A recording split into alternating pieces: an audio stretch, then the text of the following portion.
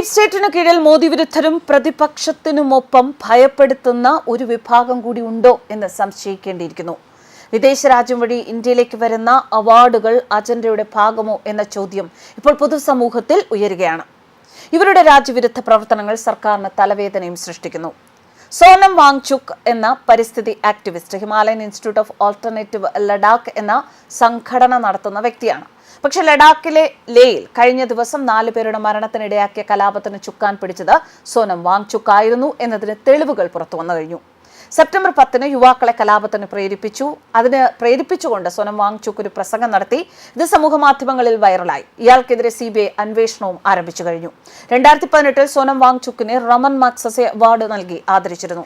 ഏഷ്യയിലെ ഉന്നത ബഹുമതിയായാണ് ഈ വിദേശ അവാർഡ് കണക്കാക്കുന്നത്. പക്ഷേ ഈ അവാർഡ് നേടിയ വ്യക്തിയുടെ പ്രവർത്തനം രാജ്യത്തെ വിഘടനവാദികൾക്ക് കൂട്ടിക്കൊടുക്കാനുള്ള ശ്രമമാണ് എന്നാണ് വിലയിരുത്തലുകൾ. അതുപോലെ തന്നെയാണ് എഴുത്തുകാർക്ക് നൽകുന്ന ബുക്കർ സമ്മാനവും. അത് ലഭിച്ച 2 എഴുത്തുകാരികളുടെ പേര് പറയാം: അരുന്ധതി റോയും ഭാനു മുഷ്താഖും. അരുന്ധതി റോയ് നടത്തുന്ന ഓരോ പരാമർശങ്ങളും പാകിസ്ഥാനെ വെളുപ്പിക്കുന്ന തരത്തിലുള്ളതും ഒപ്പം മോദി സർക്കാരിനെ കുറ്റപ്പെടുത്തുന്നതാണ്.